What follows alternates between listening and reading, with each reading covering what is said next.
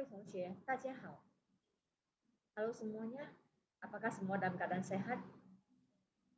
Semoga kita tetap semangat dalam pembelajaran ya, walaupun menghadapi masa-masa seperti ini. Baiklah, kita akan melanjutkan pelajaran kita. 第三课，你收藏了很多邮票吗？ Kita minggu lalu telah mempelajari kosakata pelajaran 3 yang digunakan untuk berkomunikasi dengan orang lain. Dilanjutkan dengan kosakata dan dialog yang pertama. Kemudian kita telah membahas tentang cara penggunaan dari yao dan xiang, yang mana keduanya artinya adalah ingin atau mau, tapi memiliki perbedaan dalam penggunaannya. Kita hari ini akan memasuki pelajaran untuk dialog kedua ya. Oke, kita masuk ke dialog kedua. Adapun dialog kedua adalah percakapan antara Yunlong dan Gongzuo Renyuan. Gongzuo Renyuan artinya adalah pramuniaga atau orang yang bekerja dalam suatu tempat. Ya, Gongzuo Renyuan, petugas. Oke, kita masuki bersama-sama. Kewen 2. Yunlong 来到邮局跟工作人员打招呼. Yunlong sampai ke kantor pos, kemudian memberi salam kepada petugas di sana. 您好。 我想寄个包裹. Halo, saya ingin mengirimkan satu bingkisan. 请你先填写一下这张单据. Silakan Anda isi sebentar kwitansi ini. 好的, baiklah. 里面是什么东西? Oh, 是一本词典啊. Barang apa di dalamnya? Oh, adalah satu kamus ya. 是啊。 我想寄到泗水去给我的朋友. Oh ya, saya ingin mengantarkannya ke Surabaya untuk temanku. 称一下重量吧, timbanglah sebentar beratnya. Yunlong 把包裹交给工作人员. Yunlong menyerahkan bingkisan kepada petugas. 包裹的邮费是15000吨. 包裹的邮费是15000吨. Ongkos kirim bingkisan adalah 10 Iwan artinya 10.000, 5,000 artinya 5.000. Jadi 10.000 tambah 5.000 bahasa Mandarinnya artinya adalah 15.000 rupiah. Tun rupiah. Iwan 5,000 tun 15.000 rupiah ya. Jadi kalau 63.000 rupiah bahasa Mandarinnya apa? 63.000 rupiah. 60.000 bahasa Mandarinnya adalah 6 wan. Bahasa Mandarinnya adalah 6 wan. 3 bahasa Mandarinnya adalah san. Jadi 3.000 bahasa Mandarinnya 3,000. Jadi 6 wan 3,000 tun 63.000. 58.000 bahasa Mandarinnya apa? Pisahkan dulu 10 ribuannya baru ribuannya. 50.000 bahasa Mandarinnya wan. Wan. 8.000 bahasa Mandarinnya 8,000. Jadi 58.000 bahasa Mandarinnya adalah 18,000 吨. 18,000 吨. Oke, lanjut. 我还想买10张纪念邮票. Saya masih ingin membeli 10 lembar perangko kenangan. 纪念邮票. 10张纪念邮票4万吨. 10 lembar perangko kenangan 40.000 rupiah. 一共55000吨. Totalnya adalah 55.000 rupiah. 我没零钱给您6万. Saya tidak memiliki uang receh. Kuberikan kepada Anda 60.000. 好的, 找您5000. Baiklah, kembalianmu adalah 5.000. 谢谢叔叔, 再见. Sampai jumpa, Paman. Terima kasih. 再见, sampai jumpa. Kita ulang sekali lagi. 您好, 我想寄个包裹. 请您先填写一下这张单据. 好的，里面是什么东西? 哦，是一本词典呐。是啊，我想寄到泗水去给我的朋友。称一下重量吧。包裹的邮费是15000吨。我还想买10张纪念邮票。10张纪念邮票4万吨，一共55000吨。我没零钱，给您6万。好的，找您5000。谢谢叔叔，再见，再见。Oke, kita lanjutkan kepada tugas hari ini, yaitu membuat kalimat liantongju, membuat kalimat liantongju, yang mana biasanya polanya adalah去atau 来, pergi ke sana atau kemari, 什么地方 ke suatu tempat, 做什么 untuk melakukan sesuatu hal. Jadi melakukan sesuatu hal di suatu tempat dalam keadaan bagaimana. Liantongju adalah kalimat di dalamnya mengandung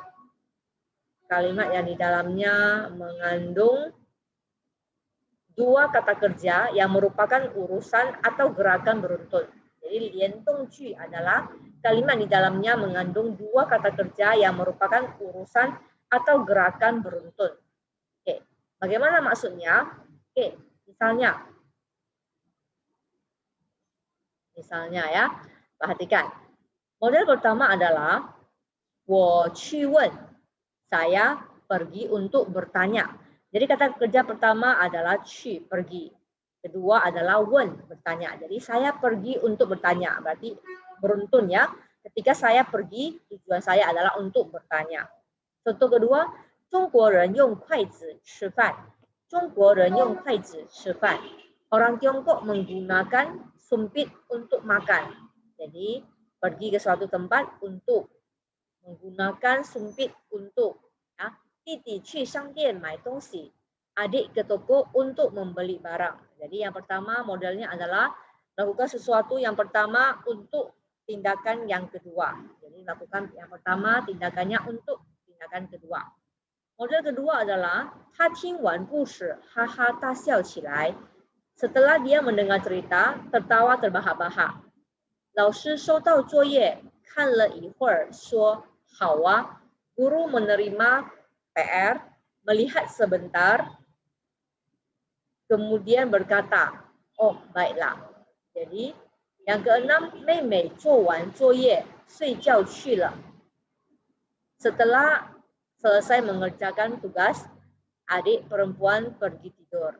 Jadi yang model kedua adalah setelah tindakan pertama, maka tindakan kedua adalah beruntun. Setelah tindakan pertama dilanjutkan dengan tindakan kedua, itu model yang kedua. Oke. Model ketiga adalah Hasan 用左手写字. Hasan 用左手写字. Hasan menggunakan tangan kiri untuk menulis. 明天爸爸坐飞机去上海. Besok ayah naik pesawat ke Shanghai. Siti 骑自行车走了. Siti menaiki sepeda pergi. Jadi yang model ketiga adalah melakukan suatu hal yang pertama dengan cara bagaimana. Melakukan suatu hal yang pertama dengan cara yang bagaimana. Jadi cara yang bagaimana itu adalah kata kerja yang kedua. Ya, lihat. Dia menggunakan tangan kiri untuk menulis. Jadi yang pertama kata kerjanya, caranya adalah ya. Oke. Model keempat adalah 我有一个问题请教你. Saya punya satu pertanyaan ingin bertanya kepada Anda. 哥哥没有话可说了. Abang tidak memiliki kata-kata untuk dikatakan lagi. 姐姐有没有时间参加比赛? Apakah kakak memiliki waktu mengikuti lomba? Jadi model keempat adalah menggunakan 有, ada, atau 没有, tidak ada. Kalimat pertanyaannya adalah 有没有, ada tidak. Jadi kata kerja yang pertama adalah 有, kata kerja yang kedua adalah kata kerja lainnya. Jadi ada atau tidak pekerjaan tersebut berlangsung. Ya, 有, 没有, baru kata kerja yang kedua. Jadi kalian boleh memilih dari 4 model ini untuk membuat kalimat liantongju atau kalimat di dalamnya mengandung dua kata kerja yang merupakan urusan atau gerakan beruntun. Dari penjelasan Lause ini, maka Lause ingin kalian kerjakan latihan yang seperti apa? Contoh ya.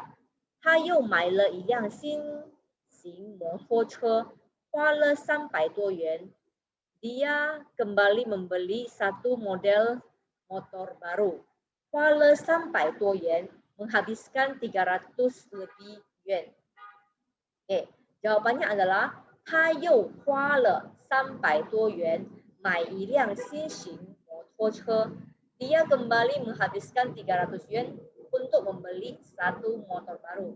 Jadi dari dua kalimat ini kalian rangkaikan menjadi satu kalimat yang mana dalam kalimat tersebut merupakan gabungan dari dua kata kerja dalam kalimat di atas.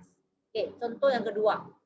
这位年轻的作家写了一个剧本，用了1年左右的时间。这位年轻的作家写了一个剧本。Penulis muda ini menulis satu skenario, 用了1年左右的时间, menghabiskan waktu kurang lebih 1 tahun atau setahun. Jawabannya adalah 这位年轻的作家用了1年左右的时间写了一个剧本. Jadi langsung menggabungkan dua kalimat di atas dengan menambahkan dua kata kerja dari atas. Jadi langsung digabungkan menjadi penulis yang muda ini menggunakan waktu setahun untuk menulis satu skenario. Oke, contoh ketiga. 姐姐看了我织的毛衣，姐姐捂着嘴，姐姐只笑。姐姐看了我织的毛衣，kakak melihat baju rajutan saya, 姐姐捂着嘴, kakak menutup mulut. 姐姐只笑, kakak terus tertawa. Jadi di sini ada 3 kata kerja. Yang pertama adalah kan, melihat. Yang kedua adalah menutupi. Yang ketiga adalah xiao, tertawa. Penggabungannya menjadi 姐姐捂着嘴看了我织的毛衣只笑. Kakak menutup mulutnya melihat baju rajutan saya terus tertawa. Oke, jadi ini adalah contoh dari lause 3 kalimat. Lause mau kalian kerjakan yang 5 kalimat ini ke buku tugas, tuliskan soalnya, kemudian lanjutkan dengan jawabannya yang menggabungkan 2 kalimat ini atau lebih dari 2 kalimat ini menjadi 1 kalimat. Kemudian di jawaban itu kalian tuliskan pinyin dan artinya juga. Untuk soalnya kalian cukup tuliskan aksaranya saja, hanzi ya. Untuk jawabannya kalian tuliskan hanzi, pinyin, he, yi. Aksara Mandarin, pinyin dan artinya. Oke, kita baca bersama-sama. 他不回答我的问题，他是没有理由的。他不回答我的问题，dia tidak menjawab pertanyaanku. 他是没有理由的，dia tidak memiliki alasan. Jadi kalian boleh gabung menjadi bagaimana? Dia tidak memiliki alasan untuk tidak menjawab pertanyaanku. Contoh ya. Oke, yang kedua. 住那么好的房子，住那么好的房子，我现在没有条件。住那么好的房子 tinggal di rumah yang begitu bagus. 我现在没有条件. Saya sekarang tidak memiliki syarat tersebut. Oke, bagaimana rangkaian kalimat yang pas atau yang tepat untuk ini? Kalian coba saja ya. 他坐公车，dia naik angkot. 他去北京图书馆，dia ke perpustakaan Beijing. 他借书，dia meminjam buku. Bagaimana dirangkaikan? Yang keempat, 我每次去看他, setiap kali pergi melihat dia. 他总是笑着, dia selalu tertawa. 他走过来, dia berjalan ke arahku. 他迎接我, dia menyambutku. Bagaimana penggabungannya? Ada berapa kata kerja di dalamnya? Oke, lanjut yang ke-8 atau yang ke-5 untuk soal Anda. Jadi soal Anda hanya 5 soal ini saja ya. 下周日我来找你. 下周日我来找你. Minggu depan saya akan pergi mencari Anda. 咱们一起去颐和园. Kita sama-sama pergi ke istana musim panas. 咱们划船. Kita mendayung sampan. Bagaimana merangkaikannya? Sampai sini pertemuan kita. 再见.